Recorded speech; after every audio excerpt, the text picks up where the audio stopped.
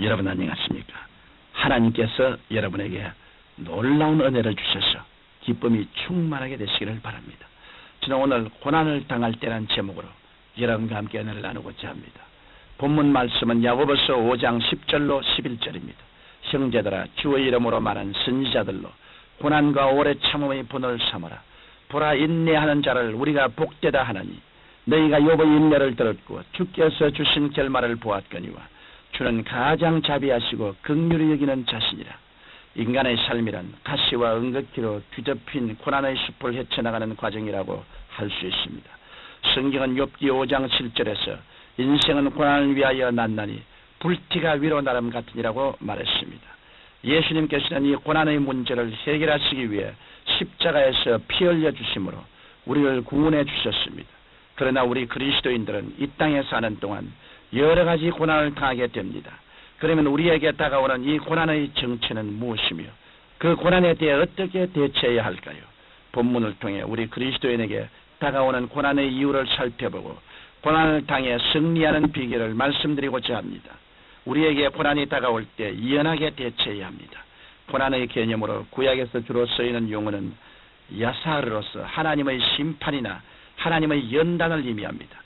신약에서 주로 쓰이는 용어는 파스코로서 구약과 같은 개념을 가지고 있으며 그 원뜻은 정신적, 육체적으로 고통을 경험한다는 뜻입니다. 고난의 가장 구체적인 예는 예수님께서 받으신 고난에서 채울 수 있습니다. 예수님께서는 죄가 없으신 하나님의 아들로서 죄인들을 위해 십자가 위에서 고난받으셨습니다. 그 결과로 이 땅에 주님의 몸된 교회를 세워주셨는데 교회는 세상에서 불러내신 하나님의 자녀들의 공동체인 것입니다. 그런데 이 교회가 세상에서 복음을 전가하고 믿음을 지키려면 고난을 피할 수 없습니다.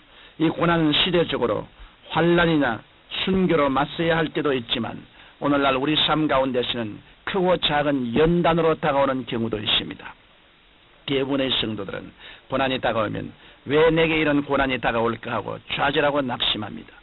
그러나 성경 베드로전서 4장 12절로 13절에 보면 사랑하는 자들아, 너희를 시련하려고 오는 불시험을 이상한 일 당하는 같이 여기지 말고 오직 너희가 그리스도의 고난에 참여한 것으로 즐거워하라. 이는 그 영광을 나타내실 때 너희로 즐거워하고 기뻐하게 하려 함이라고 말씀하셨습니다. 이러므로 우리 성도들은 고난을 당할 때 낙심하지 말고 장차 누리게 될 주님의 영광을 바라보고 고난을 기쁘게 통과해야 합니다. 성경 로마서 8장 18절에는 생각건대 현재의 고난 장차 우리에게 나타날 영광과 촉히 비교할 수 없도다라고 말씀하셨습니다. 그러므로 우리는 십자가의 고난이 없이는 부활의 영광도 없다는 것을 기억하고 고난을 당할 때 연하게 대처해야 할 것입니다. 또한 우리는 고난을 당할 때 원망하지 말고 인내해야 합니다. 우리가 고난 당할 때 하나님을 원망하면 하나님과의 교제가 끊어지고 맙니다. 그러나 고난이 다가올 때 원망 불평하지 않고 인내하는 사람은 반드시 승리하는 것입니다. 구약의 인물 욥은 하루아침에 모든 소유를 잃고 10자녀까지 다 잃었습니다. 그리고 온몸에 악창이 생겨 잿더미에 앉아 기왓장으로 몸을 긁고 있었습니다. 설상가상으로 그의 사랑하는 아내마저 당신이 그래도 자기의 순전을 굳게 지키느뇨 하나님을 욕하고 죽으라고 말했던 것입니다. 그러나 욥은 하나님을 원망하거나 입술로 범죄하지 않았습니다. 성경 욥기 1장 21절에 보면 그는 오히려 야훼의 이름이 찬송을 받으실지니이다라고 하며 절대 주권자이신 하나님만 의지하고 끝까지 인내했습니다. 그러자 욥을 괴롭히던 사탄은 물러가고 하나님의 축복이 전보다 갑절로 임했던 것입니다. 성경 야고보서 1장 2절로 4절에 내 형제들아, 너희가 여러 가지 시험을 만나거든 온전히 기쁘게 여기라. 이는 너희 믿음의 시련이 인내를 만들어내는 줄 너희가 알미라. 인내를 온전히 이루라. 이는 너희로 온전하고 구비하여 조금도 부족함이 없게 하려 함이라고 말씀하셨습니다.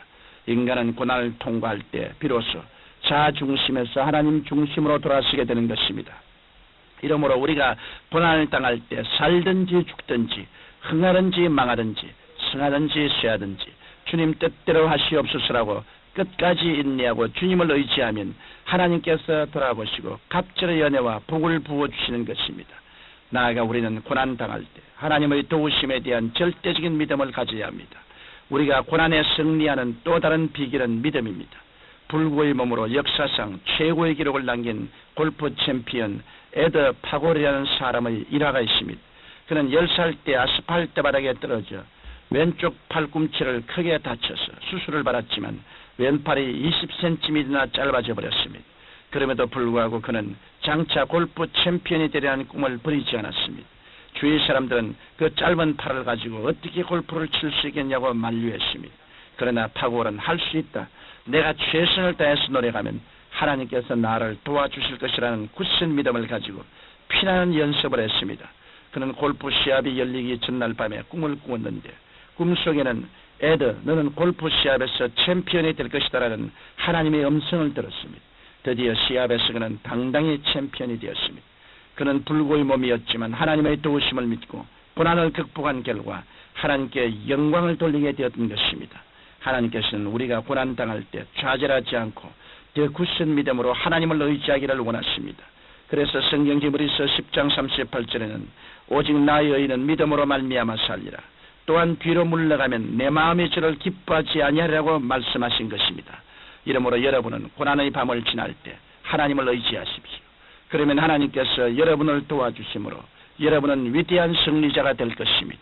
마지막으로 우리는 고난을 당할 때 하나님의 변함없으신 사랑을 생각해야 합니다. 본문 말씀에 하나님께서는 자비하심으로 우리가 고난 당할 때 긍휼히 여기신다고 말씀하셨습니다.